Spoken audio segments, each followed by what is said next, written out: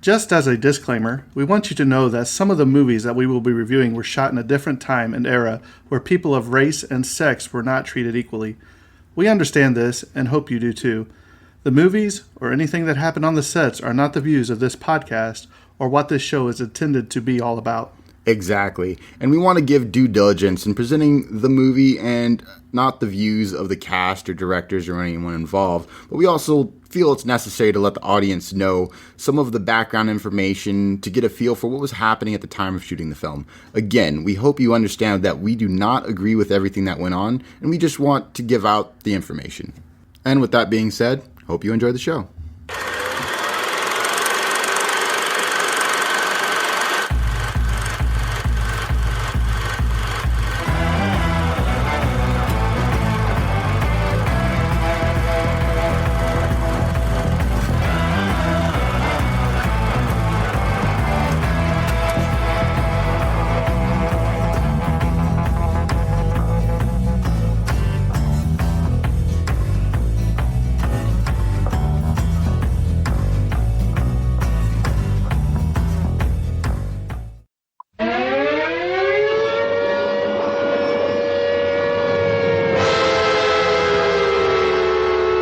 Flying saucers have invaded our planet.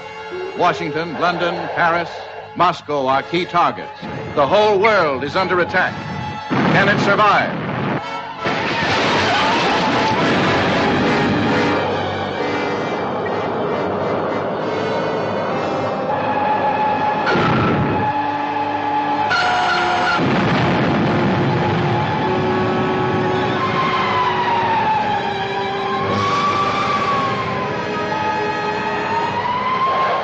The survivors of a disintegrated solar system. At this moment, the remainder of our fleet is circling your globe. What do you want with me? Arrange for your world leaders to confer with us in the city of Washington. They set up an electronic screen. The artillery doesn't penetrate. Never before has the screen reached such heights of excitement, breathtaking spectacle, hair-raising terror. See the saucer men's high-frequency disintegrators. See flying saucers travel thousands of miles in seconds. See great cities leveled by flying saucer monsters. Russ, look. The same kind of thing that's watched us since the beginning of the project.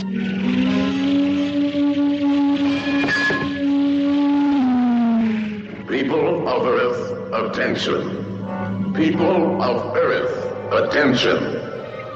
This is a voice speaking to you from thousands of miles beyond your planet. They're coming down to take over. They made that clear to us in the saucer.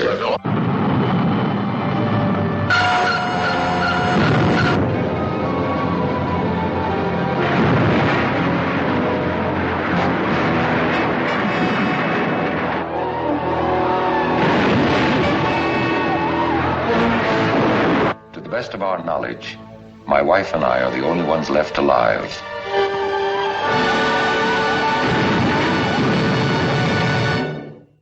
All right, guys, welcome back to the Tragedy of Cinema podcast.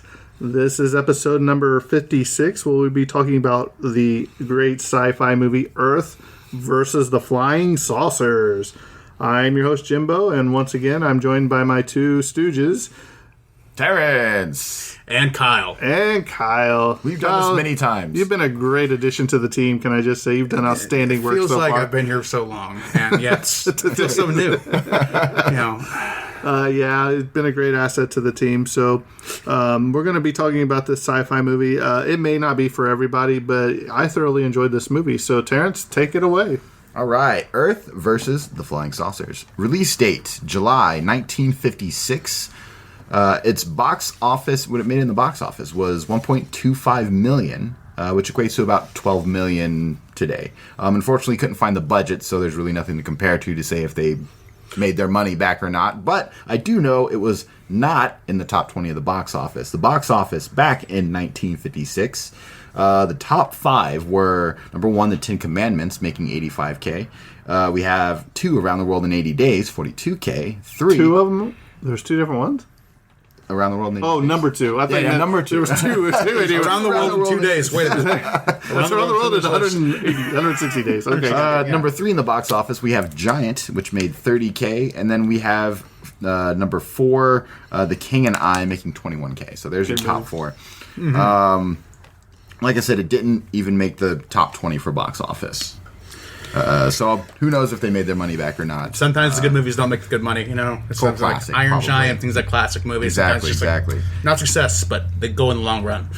We got a runtime of 84 minutes. This was directed by Fred F. Sears, who also directed The Kid from... I can't read my own writing, my gosh. It's an interpretive art, your handwriting. The Kid from Broken Gun. And then Bonanza Town. Another I'm not classic. familiar with either of those, Bonanza Town. but I did possibly sound familiar. Is it a movie I'm familiar with purely because that is an amazing title. This writing credits goes to Bernard Gordon, who also helped write Horror Express and The Law versus Billy the Kid. George Worthing Yates, who also helped write the screenplay. He did writing for Frankenstein, 1970, the one with Boris Karloff. And also Lone Ranger. That's not the Frankenstein that we covered. Because That's not the Frankenstein we covered, but it is another one that Boris Okay, I was Karloff going to say, did come because back. that was like 19... that was way before that. Before 70s. But, you know, Lone Ranger is kind of like maybe the original superhero film in a lot of ways. Exactly. Then we have Kurt Sidomak. Actually, Terence, you're right on time. Buddy. That was right perfect on job. time. You have the tongue of the alien. I don't know. The face. You have to slow down the frequency, and when you slow it down, it sounds right. Anyway, That's right. also helping writing the screenplay. He also helped write Frankenstein Meets the Wolfman and Son of Dracula. Great movie, man. Great movie. So a lot of strong writers on here that have covered, shows adjacent to a lot of the shows we've covered. Long, detailed careers that set the bedrock of the whole industry in a lot of ways. Exactly. You know, everything we see now kind of relates to them a little bit. Donald E. Kehoe, so he supported this movie in a very interesting way. So Major Donald E. Kehoe, he was a major in the U.S. military, and he actually had claimed that he saw flying saucers while he was in the service. And so this actually is what inspired the book, Earth versus the Flying Saucer, Earth versus the Flying Saucers, and subsequently the movie adapted from the book. So he kind of spurred this whole thing. So, Terrence, when you were in the service, did you ever see any flying saucers? No. Okay. But you did have a paranormal experience. I did, which I believe I mentioned in our Halloween series. Did you? Last year? I don't remember. If not, We'll just say visit it. It's been it's been a 84 long time. years. 84 years. In that singular moment somehow. Very alien. Very normal. So cinematography was done by Fred Jackman Jr. I couldn't find anything else he's done. So this might have been the only film he's helped cinematograph for. And this was edited by Danny B. Landers, who helped also edit Bonanza and Tarzan, the 1966 Tarzan. Original. OG. So this is a black and white movie. So we're back to some of the old black and whites because it's been a while since. But we watched the colorized version. We did watch the colorized version. The restored and colorized, seen a vision they never saw. And it looks really good. It does. Yeah. Picture holds up, cinematography holds up, and the colorized is a excellent conversion of the Exactly, and cinematography. the effects were really done well too. Yes. This was distributed by Columbia Pictures. And finally, my favorite part, the awards, which there is only one. So, Motion Picture at least they got Sound an award. Editors, exactly. USA 1957. They won the Golden Reel Award for Best Sound Editing Feature Film. And that's actually one of the things they needed to nail for this particular movie because a lot of the plot points have to do with sound. Well, speaking of that, me and Kyle were eating breakfast this morning, and he said that he was watching it as he was driving, which we don't recommend, but... Don't watch movies and drive, kids. But he said that, in the movie, where the scene where the flying saucer comes up behind him in the car at the very beginning. Yeah. He said just the the noise. He said it was going back and forth through his speakers in his car or whatever. Nice. Yeah, the directional audio worked perfectly. Of the UFO literally felt like it came behind me and went over my head, and it was a really surreal experience that actually gave me goosebumps. Very impressed by the film. Quick little snippet on that scene. I found it weird that like when the flying saucer comes in front of the car, that their instant guttural reaction wouldn't be, let's slam the brakes. No, they just kept driving. Yeah. Like, there's a flying saucer, but hey, I think we'll get into that 10 a little and 2. bit. Keep going. I believe we'll get a little bit. There's a lot of kind of strange human reactions to a lot of the UFO dilemma, which kind of speaks like, what was the world like before this movie started versus what it is after? Right. Did you have a synopsis for this? Yes, the synopsis. Aliens try to contact a scientist in order to enslave the people of Earth. Happens to the best of them. All right, Kyle, you want to go ahead and take away the cast? Absolutely. The cast is an all-star thing going on. First up, we got Hugh Marlowe as Dr. Russell A. Marvin. Also starred in The Day the Earth Stood Still as Tom Stevens. Then we got Joanne Taylor as Carol Marvin, who also starred in 20 Million Miles to Earth as Marissa Leonardo. And we got Donald Curtis as Major Huglin, who also starred in 10 Commanders as... 10 Commandments, bud. 10 Commandments. Hey, we got a new Terence on this. That's, 10 Commanders, 10 Commandments, Tomato, in 1956. He was in that movie. And then we got... Next up on a name I'll mispronounce is Morris Angum as Brigadier General John Hanley of the U.S. Army.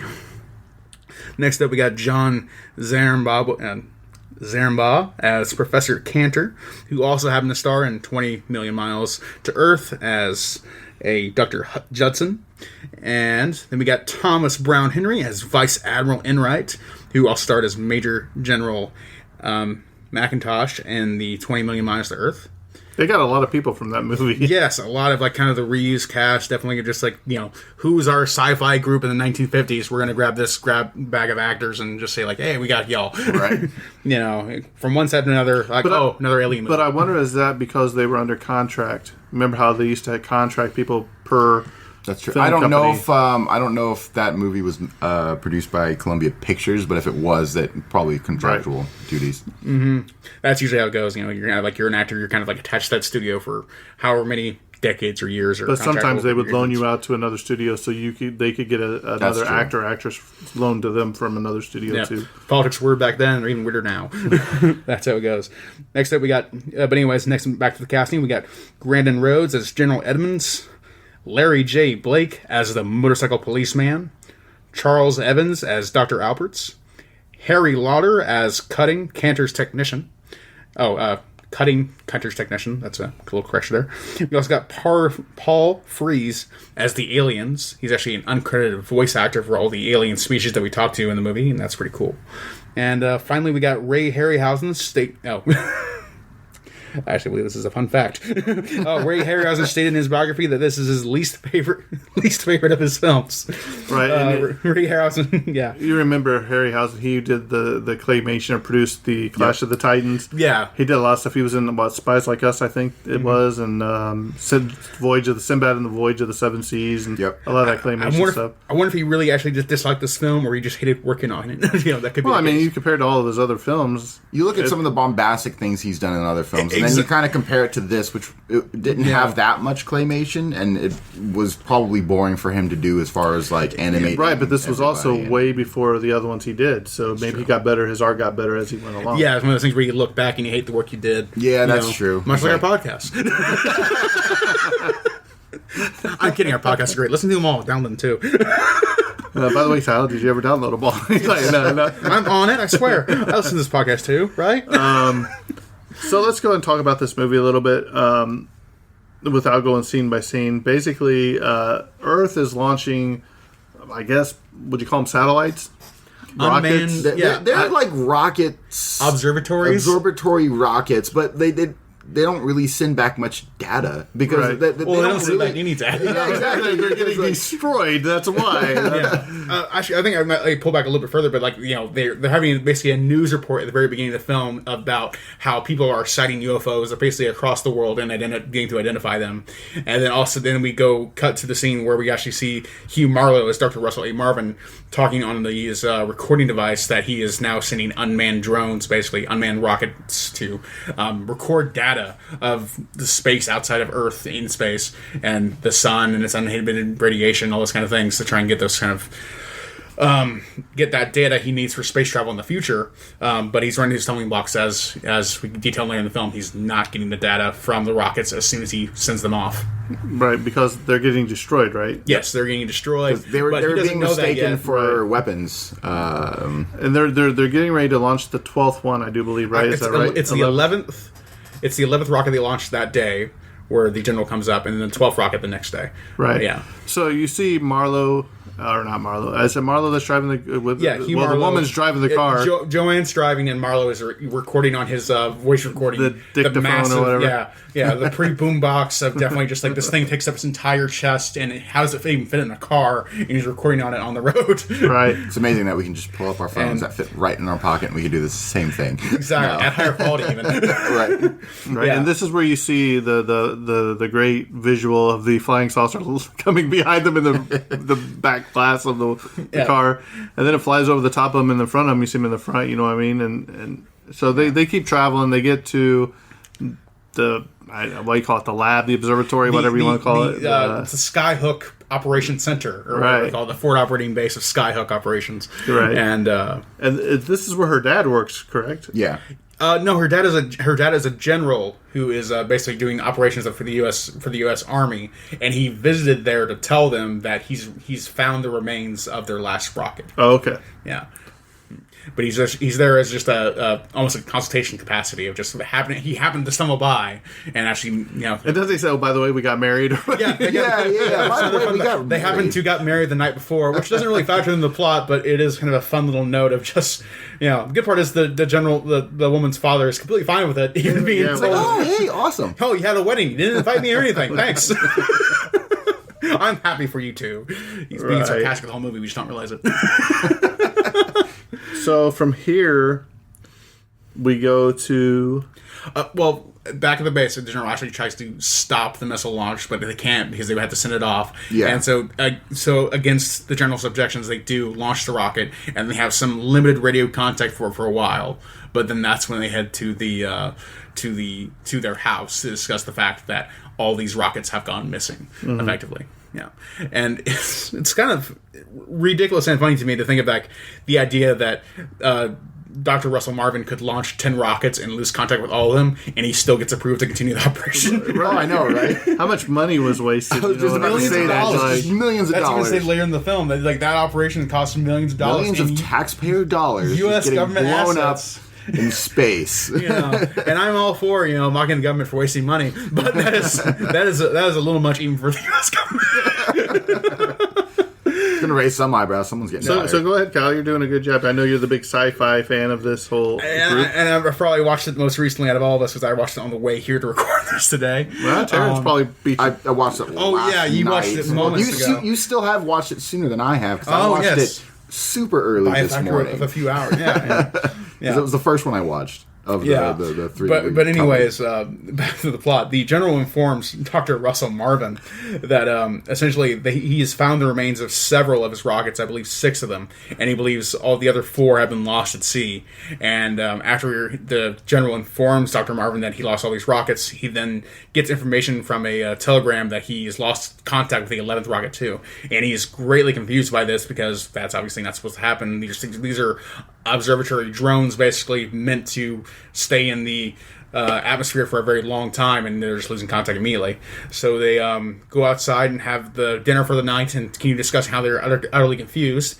And in the sky, they see 2 bright white orbs in the sky and dismiss it as Aurora Borealis effects. Yeah, they were like, "Oh, it's similar to Aurora Borealis." Yeah. We're so used to it, we don't even notice anymore. Right. I was like, wow, just really quick to complacency. Okay, the complacency of it is actually very surprising, and it's actually kind of interesting in the film because it doesn't make sense for UFOs just to start appearing. This movie only makes sense if UFOs have been a problem in this society for years at this point, right? Because it just doesn't make sense for it just UFOs.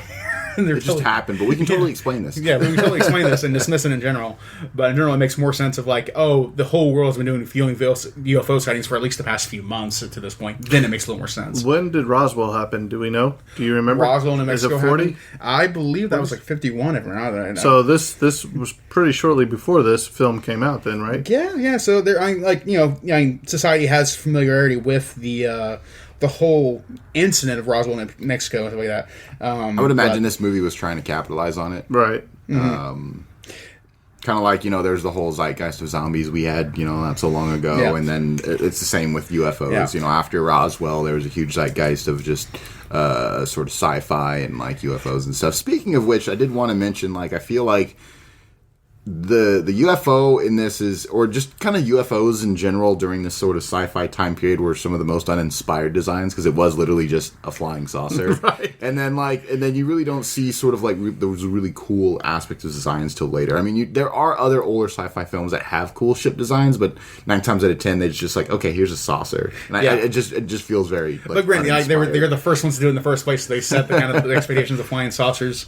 Yeah, and I'm actually looking up right now. The Roswell incident, the Roswell, New Mexico incident actually occurred in 1947. I thought it was 40, yeah. Yeah, 47. And Earth versus the Flying Saucers came out in 1956, if I'm not correct. So they had the whole 9-year lead up time. So the familiarity with unidentified flying objects and even the idea of alien life is a bit more common by the time that movie released. And the idea of this is one of the first films that really capitalized on that fear or zeitgeist, if you will. Mm-hmm. So yeah, they were familiar with it.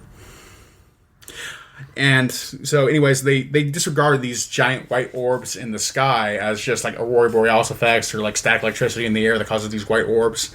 And then we go on and they enjoy their dinner for the night and move on to the next scene where they are launching a 12th rocket on the very next day, and they run into a snafu as an unidentified flying object appears above the Skyhook base. And at first, the guards on patrol dismiss it as theatrics or playing a prank or something like that, but then it becomes quickly serious that the situation has escalated to a violent proportion as the flying saucer goes in and lands on the base, and the military presents to fire on it with artillery shells and rifles and all those other kind of things, and are quickly just dispatched and destroyed by the alien statue monsters almost instantaneously. Yeah, the whole base. And yeah, the whole base is absolutely torn except for the Marvins. Except for this, yeah, Joanne, Carol, and Russell Marvin both survive an underground bunker basically, and are recording their last wills and deeds, and are utterly confused by the situation because they don't know exactly what happened either. They just heard identified flying object, and all of a sudden everything basically goes dark in a way of just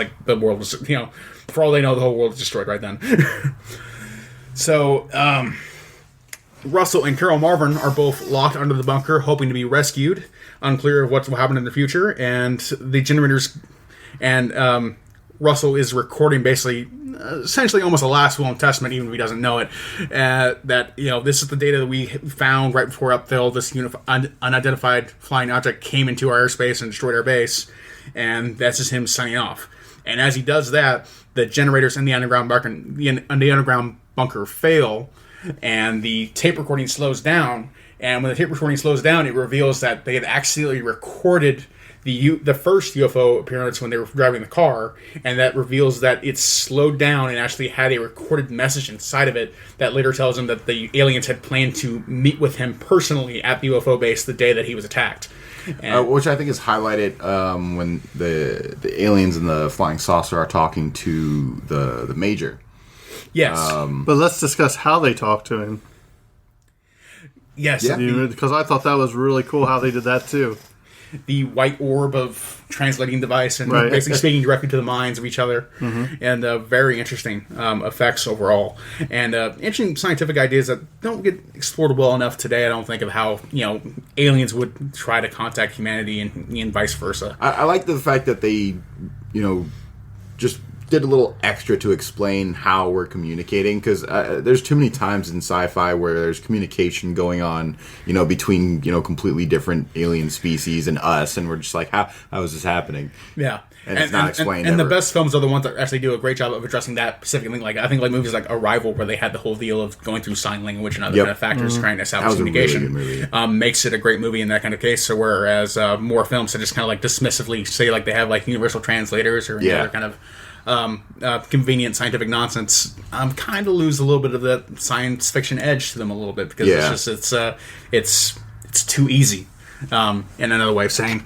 But you got to remember the reason that they know that they saw a flying saucer is because it actually recorded the sound of the spaceship when he was dictaphoning in his car. Remember, that's why they heard the sound or whatever. And and it wasn't until the generator slowed down Right. that it then revealed that it was actually a highly compressed message in that audio recording, that only after the reel was slowed down tremendously was able to reveal that he was actually a communication device it was actually a message for him to Which is aliens. interesting because that's an actual thing, hiding encrypted messages and exactly amongst like frequencies and stuff. Well, it's like- Where typically you can slow down or speed up a certain frequency well, it's like to actually hear they a always message. say, like if you go shopping, the music they're playing, there's encrypted messages of, hey, buy this is on sale. You know what I mean? They actually, subliminal messages are in the music too, they say. So So I mean, you play it all backwards, and then it's just all chanting.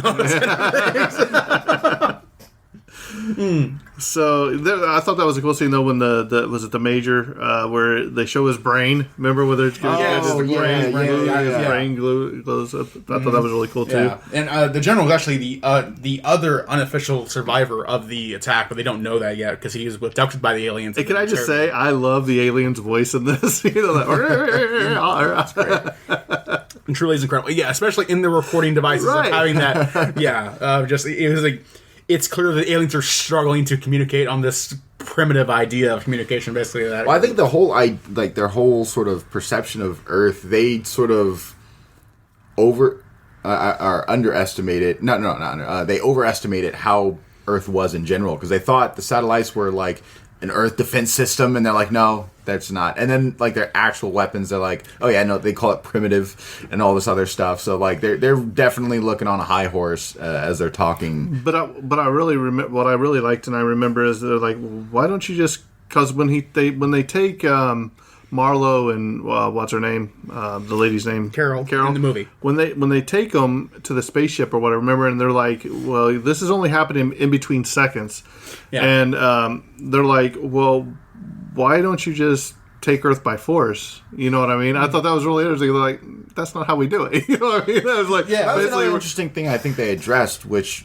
you know, it's true. Like, they're like, oh yeah, no, if we attacked, it'd be a huge hassle. There's only a handful of us, and we just don't want all of that to happen. a huge hassle. Yeah. basically, we're going to destroy you from within. You know what I mean? Yeah, exactly. I thought that was very It's like, why don't you interesting. take it the force? Like, listen, dude, it'd be easier for all of us to just lay down. We'll win. But so they say what they say. He's like, well, it's going to take me several years or whatever to get all these pieces together. And he's like, hey, you got 57 days or whatever. 50, I think it was 2 lunar days actually to get Right, set up. so, yeah, to get up their whole Washington conference to have. But I think wasn't it a total of 57 days though? Yeah, The it was lunar 57 cycles. days I think it was that lunar they had. cycles. Oh, wasn't it? yeah. Because they're That like, we makes got a 57 lot- days. Because that's when they're like, That's we when got they were come going to up. meet up with the world leaders. makes They're like, so gather the much- world leaders. You guys have 57 days. Right, and he's like, they're like 57 days to come up with this weapon. That's almost impossible. You know what I mean?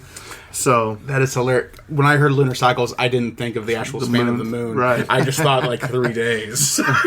well, ladies and gentlemen, we do have the young one. But also, why would aliens know what the lunar cycle is? Well, because you got to remember, they absorbed all the information From the guy's major. brain. And Yeah. at this point, I believe the cop also.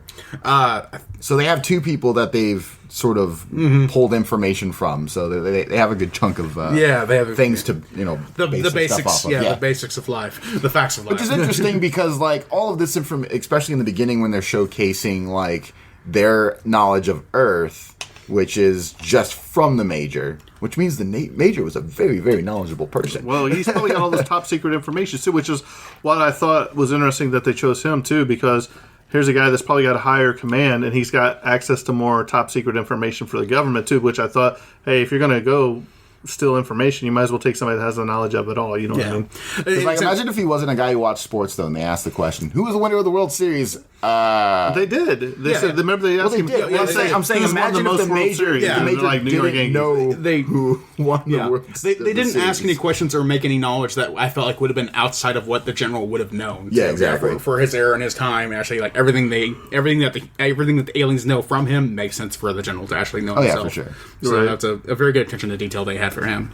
So I appreciate that a lot. But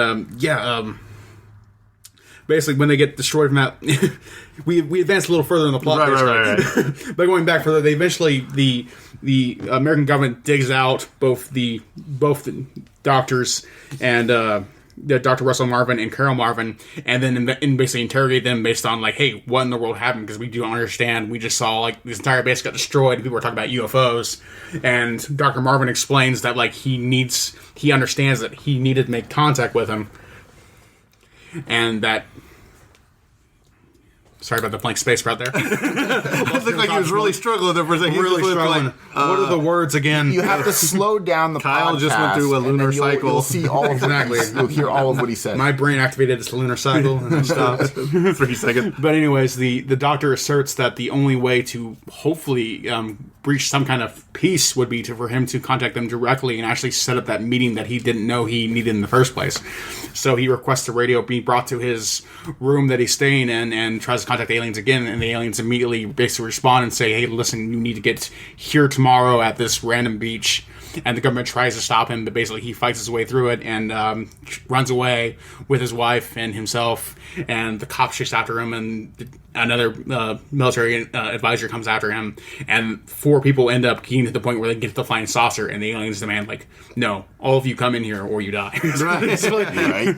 the aliens have a very Direct way of saying yeah, it. a Very direct. Yes. Yeah. Very confrontational way of just saying, you will do this now. You are, it's very clear that if the world surrendered to the aliens, it would not be a good thing for humanity. It's very clear that they're not, they wouldn't be great leaders. Well, I have humanity's best interest in mind, for sure. Well, there could be a part of you thinking, like, aliens came to me like, hey, we have insanely advanced technology. We're even living as slightly as kind of Well, like that kind of reminds me of Independence Day, where they're all like wanting to throw a party on top of like the buildings yeah, in New York, I know. and they just come over with that laser, like, just destroy them all. So what I find interesting about the whole thing is they do mention why they're at Earth, which is didn't they flee their own Yes, planet? they had a disintegrated solar system or something like that. Exactly. So basically they're refugees of their own planet looking for another planet to take over and live at. So Yeah. I think But that's an interesting fact. It's also clear that they do this a little bit like a cycle, because they said they've actually encountered other solar systems before. So they definitely seem to be kind of the idea of like, and it seems like those flying saucers are a very limited number. So it almost sounds like a potentially like a race of like maybe only a few hundred aliens and a few hundred spaceships. Very like nomadic sort of. Yeah, very nomadic, species. and they're just destroying planets for all the resources and moving from one planet to another as an extreme, nomad or hunter gatherer, basically, that doesn't have any singular home anymore, and leading me to believe that, like, if anything, they probably destroyed their own solar system and they're just moving on. So once it takes them 4 up into the spaceship, so we can progress the story.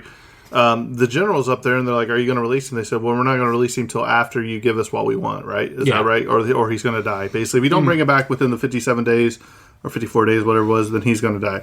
So now you have the Marlowe and whatever her name is. I always forget her name. Yeah, it's Carol. Carol in the movie. They go back and they start relaying the information to whoever they need to relay the information to. They're not going to believe us. So is this where they blow up the ship in like the Baltic Sea or whatever, and they say, you give them these coordinates and say that this was done by us, and they'll believe you because they're going to be looking for the wreckage or whatever. Exactly. So, basically, they make it a show of dominance, basically. Just say, I'm going to destroy this random ship as proof of our intent that we will ensue violence if you don't. And they say, well, like, 54 men were on board, or 500. It was 300 something. Was it? Yeah, Okay. Some 300 men. One of the military advisors just takes note of that. Like, there must have been over 300 men on that ship. Right. Which is very realistic because it is a functioning battleship in 1956 or whatever. Right.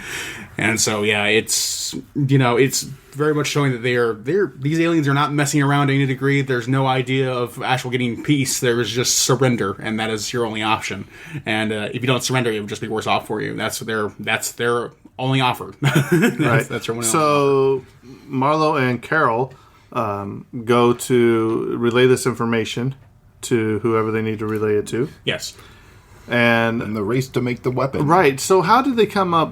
Just anybody has to. How did they decide to make this weapon? Does anybody remember? They in the very beginning, when they first attacked the aliens, they immediately recognized, which I thought was interesting. That was another thing where we were talking about. That's an interesting reaction. It's like they immediately recognized the technology, and they were like, "It's an electric magnetic field." Right. Like how do you know that? But that's sort of when they come down to the point of like trying to create a weapon to fight these things. So they had seen the technology, so they had kind of figured it out apparently, and then so it was making a weapon to combat. Yeah, or at the very least, I feel like they recognize the aliens' own, like the idea of their weapons, and then recognize that could also be a vulnerability to them, basically like an electromagnetic sonic emitter, basically. Exactly. Like that. And that was going to be the idea of the basis of their counter weapon they made, and they figured it out. Well, in 57 days, which is incredible when you consider like even the resources of the time or even now. Oh yeah, it'd be an incredible struggle to develop a weapon of that kind of magnitude. It's not so much like figuring it out, but it's the fact that they were able to figure it out and then create and then employ said weapons. Well, I was gonna say, didn't they test out with only a few days left or something? And they went to that desert and blew up the. Yes. What was it? What did they blow up? The tank or something? I can't remember exactly what they blew up. I remember seeing it, but I can't remember. I remember the first real successful test. They had the hollowed out metal ball. And right. That's what they used. They hit it with the ray, and then it turned into basically a white ball of plasma. Then it exploded and went down. And that's when they knew that they could use that weapon against the aliens effectively. So then, and yeah, I think we're in the final days of the lunar cycle, as they call it. And then they basically get ready to go to war, and I believe they attack one particular ship out in the middle of nowhere, like you're saying that scene mission. Right, Hazy at the ending, right there. Mm-hmm. Yeah. So so now they have. I forget how many did they make. They made several though. Remember, because they're like, hey, we got a saucer here, so they're driving across town or whatever. Remember at the Capitol or whatever. I don't think they ever got specific numbers, but they only had a few truckloads of they have like on the back of truck beds they had these basically giant sonic emitter ray guns. This is like the old cable satellites or whatever. You know, this parking lot full of different equipment that we found and then put in the film. Right, so they start destroying the aliens in Washington D.C. Right, yeah, right, and and then they have to reach the whole conflict of actually knocking down flying saucers and having them fall into buildings and be this huge vista spectacle. I always liked when the like you see the flying saucer and you see the crowds of people running running from baseball fields and all that. I thought it was awesome, but then you see them destroy and then they crash and burn down or whatever. So. Kyle, we're almost to the end of the film. Go ahead and take it away. What happens for the end of the film? Well, really, then the ending is left on a bit of an unknown, as it will, as if there's a little bit of like an all is lost mode of like thinking the humanity might get defeated, but then the cavalry basically comes in with several trucks with these sonic emitter, electromagnetic emitters that alien guns. And then knock out all the aliens there. And then it culminates with a giant flying saucer that actually crashes into, I believe was it the White House or the Washington Monument or something like that? It was the White House. Right? Or the Pentagon. It was something like that. An important U.S. monument that we all know. We're film watchers. And it's then revealed that they have won that battle. And presumably that conflict is also going to be they have the action of winning this particular battle with the world, basically, where the humanity triumphs. But see, you never know from the alien standpoint. Was that all the alien ships? Was that all they had? It's never clear. Yeah, it's clear they haven't. It's not clear that they won a war, but it is clear that they've won this particular day and successfully defended themselves. But it's not necessarily it is a way of thinking of the end of the world is possibly still to come as more aliens could arrive 200 years later. And the end of the movie is like, but not today. Not they're on a beach or whatever. So they go to the beach. Yeah, it's like, so it is a kind of a story of persevering in the face of like apocalyptic struggles. Yeah, right. Which is not relatable at all today. So basically, in the generation of random sequels, it'd be a great time to bring this back or remake it, or even a sequel idea is also right. And you could always kind of go back and just So we'll go ahead and talk about some of the facts I found in this movie. Some special interesting stuff. The science fiction movie was suggested by the 1953 nonfiction book Flying Saucers from Outer Space by retired U.S. Marine Corps Major Donald E. Kehoe, which Terence had talked about, who believed that certain aerial phenomena were interplanetary in design. One of the scenes of a saucer attacking jets is actually based on footage of an airshow crash. Oh, there's actually a lot of scenes in this movie that are so the explosion is that's an actual explosion of a ship, and that was taken in World War II. I think, yeah. That might have been. There's a lot of different footage yeah. in this movie that is actual footage, which I found a little grim. A little grim, but also effective, you know. Yeah, and exactly, that's common for that. It is common. Well, especially if it's stock footage, you ain't got to pay a lot for it either. Yeah, for the filmmaker, it's a great free, savings of just like, hey, let's actually just have the footage from real So disasters. the supposed satellite launches are actually stock footage of the Viking rockets, high-altitude probes that were the predecessors of the Vanguard, intended to be the first satellite launcher. The later shots of rockets crashing and takeoff are really German V-2s, since none of the first V-12 Vikings ever failed. Ironically, the 13th Viking, now called Vanguard, blew up on the launch pad just like in the movie. Oh, wow.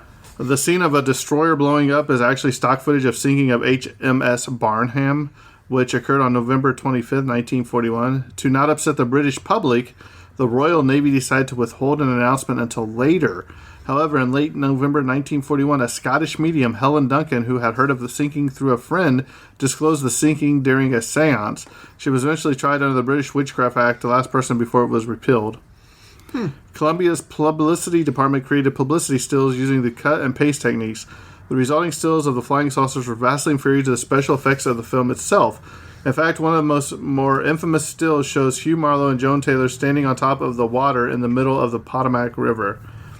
Fans of Disneyland might recognize the voice of the narrator and of the alien as actor Paul Frees, who provides the voice of the ghostly host for the Haunted Mansion ride.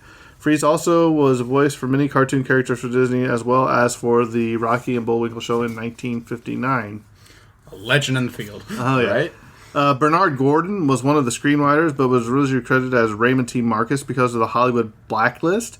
For the 2008 DVD release, his real name was restored to the credits, and he was moved from second billing to top billing over George Worthington Yates. Whilst Dr. Marvin, his wife, the major, and the police officer are being transported in a saucer, a large view screen has displayed their movement away from Earth. One of the shots displayed is of Earth and the moon with a haze-like fog. This shot is taken from the opening credits of The Day the Earth Stood Still in 1951. Actor Harry Lauder, who played the generator operator in Earth vs. the Flying Saucers, also played the tank soldier in The Day the Earth Stood Still. Then that Klaatu handed the damaged device to that would have allowed the president to study life on other planets. The footage of the bomber exploding is actually World War II footage of a B-29 Flying Fortress. This was the last movie in which Ray Harryhausen used stop motion to create collapsing buildings. He said it was too much work.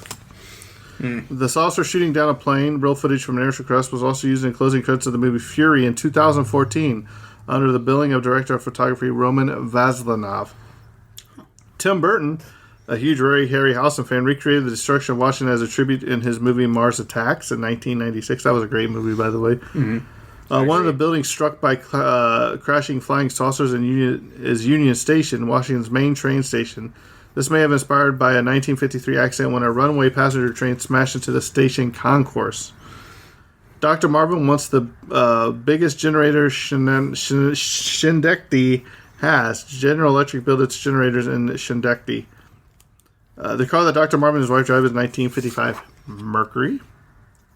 The location for the home barbecue scene and sporadic neighborhood shots during the final attack were filmed on Morning Glory Circle, also known as Blondie Street, a very popular outdoor set film for television on the Columbia Warner backlot. It was a major location for Leave It to Beaver, Bewitched, The Partridge Family, American Beauty, Pleasantville, which was another great movie, Fantastic. and countless others. The death ray used by the saucers was an in-camera effect using Roman candles. Nice. Fireworks! That's... when it works, it works. That's awesome, right?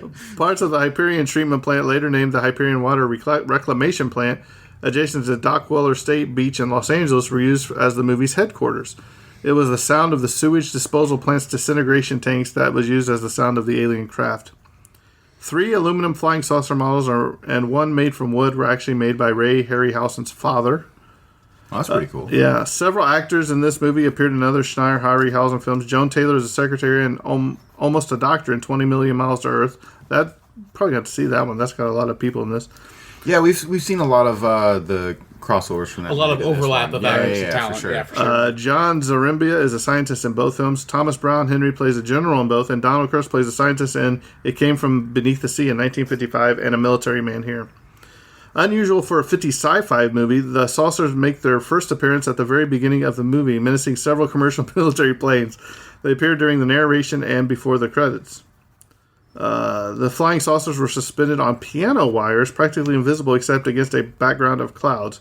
For these, Harryhausen had to paint the wires out frame by frame. Ooh, man, I bet that was rough. Some tedious work there for sure. There's a lot of, like, especially with older films and when it comes to these effects, like, not to discredit now in the special effects, it's just as tedious, but sort of on a different scale. But, like, back in the day, you get these tedious effects with so little output almost. But you know what? I kind of almost sometimes prefer the stop motion. Oh, for sure. Effects. A lot of people even now still prefer practical effects over special effects. Right. Yeah, there's still maybe a lot done today, but like simply in like keying out assets now had to be done through extremely tedious elbow grease of work to actually manually go out and delete those kind of assets, where now you usually have computer algorithms that kind of eliminate those factors, so it's a lot smoother today, which is a lot better overall. But it's still got to respect for the people who put in that work. Right. Ray Harryhausen may have borrowed an effect from George Powell's The War of the Worlds from 1953. In both movies, the military weapons can't penetrate the invaders' protection screens, but the invaders have no trouble shooting out from them. Also, in both, when the alien race hit a person or vehicle, the attacked individual blurs, turns white, and then disappears. On the satellite diagram shown at the beginning of the scene at General Henley's residence, the solar cells are called silicone wafers. The word should be silicon, and the gamma ray counter misspells gamma. So I thought that was funny, too. Huh. As part of the promotional campaign, cinema managers were encouraged to offer customers insurance against alien invasion. Insurance certificates can be issued when Patreon buys tickets, announced the Columbia's campaign book. Can you imagine? Excellent. I wish I did stuff like that today. I wish you could find one. Can you imagine having one of those for the studio here? An actual insurance certificate to hang in? That'd be cool if somebody could find one. Hey, a printout for it. Right. When Carol Marvin is invited to test the alien language translator, she recites, "The quality of mercy is not strained. It droppeth as the gentle rain from heaven," into the microphone. Although someone identifies the source of Shakespeare, a moment later the play is not named. The lines are from The Merchant of Venice, Act 4, Scene 1. It is the beginning of Portia's most famous speech in the play, speaking to the plaintiff, Shylock, while she is disguised as a young male doctor of law named Balthazar. And yes, the opening credits, the characters and incidents portrayed and the names used herein are fictitious, and any similarity to the name, characters, or history of any person is entirely accidental and unintentional. That's what they want you to think. Right. So, fellas, we'll start with Kyle, then we'll go to Terrence. What do you think of this movie? Overall, I feel like it's got a little bit of a slower pace to it, and it's maybe not like the greatest watch nowadays, but it's still great to appreciate for what it's set up and like the movies it led to afterwards. And I think it's a great, forefather of great science fiction movies to now. So you can appreciate it for that, and it's still a fun watch as it is right now going forward. So I enjoyed it very much. I feel like this is a watch for those who sort of appreciate, older sci-fi films. I think it definitely falls right in line with, a lot of other older sci-fi films of this time. So if this is your bag, this is definitely, and if you haven't for some reason seen it, then definitely it's a watch. If you have interest in older sci-fi and it's sort of a new interest for you, definitely a watch.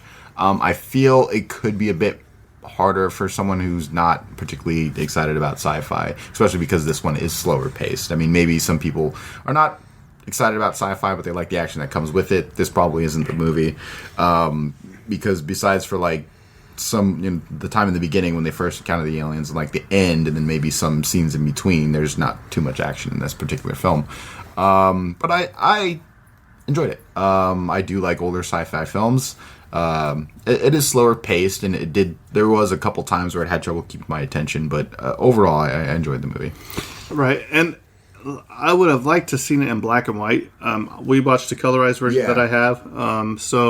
But I thought the colors they did, it was very vibrant. It looked really good. The HD quality that we had, that I have, it looked really crisp. It looked great. Yeah, that's really just a credit to like modern filmmaking now, how much we can actually digitally restore a lot of these movies. Right. And the colorization effects are just honestly incredibly spot on. I don't know how they did the work of digitally recoloring all these black and white scenes, or if they had original production stills or pictures or what, but it is some incredibly impressive work. Really impressive. Right. And this one looks particularly well because there are certain movies that are black and white that do move into being colorized, and you can sort of tell the overuse of makeup that was used in particular, very much older films in the black and white industry, because they did have to overuse makeup to insinuate certain features Yeah, they had to, in black and white. So Yeah. you don't really notice it in this particular movie. Yeah, they didn't just like restore how it looked on the film like in color. They kind of like they made it look like it was essentially filmed today with modern cameras in a very realistic way. You know, because you don't want to have that over makeup look or something like that, or something that reveals the seams of the film. Essentially, Exactly. You don't want something like that. So, really and this is impressive. right in line with one of our previous episodes that we covered. Once again, it was colorized, or we watched the colorized version, but there's black and white available, and that was The Fly. Yeah, Fly. Because that one we watched the color version, but there is a black and white version. No, No, there's not- not. There isn't. No. There's no. Yeah, the Fly. I thought I saw within the list that there was a black and white No, version. that's the sequel and the one after it. There are. Ah, Yeah. okay. Remember from the past podcast That's we did right. that we mentioned that there was never actually filmed in black People and white. think they call it the Mandela effect, effect that there never was. So Yeah, so alternative So universe. I saw right. I saw the black and white. I saw the Berenstain Bears. Bears. Saw that Sinbad. I saw Genie Sinbad movie. and the Yeah. Sinbad. I still say I saw that movie. I don't care what anybody says. Well, yeah, for me, and also I think I love Harry Halson's work. Clash of the Titans is still one of my favorite movies, just for the stop animation and everything that he did. You see him with his little claymation people, and just the how intense it would be just to move them just a little bit and film that shot how after painstaking shot that worked after for them. shot. And here's what's interesting is like that in particular has not changed. Like claymation is still and sort of that sort of a type. It's still done the same way, just smoother. Better materials and better Yeah, handling and exactly. stuff, but like the fundamentals are still very much Exactly. the same. It's still the painstaking of and moving things. Yeah. just Right, but back then it was probably just the one slowly. guy going and moving a piece, coming back, click, go back, click. I don't know. It depends on the budget. You know what I mean? Yeah. So, well, I think you've got our thoughts and feelings on this film. And yes, the next time we record, it will be our 2-year anniversary. And we are going to be covering something that we have wanted to cover since the very beginning of the podcast. We will be covering Star Wars. Something near and dear to the A New entire Hope. cast. So if you would like to record us a happy birthday message, we will send it to the email tragedycinema@gmail.com. We will incorporate it into the Star Wars birthday bash. So with that being said, though, I believe this episode's coming to a close, and that's a wrap. And Kyle, take it away. And cut.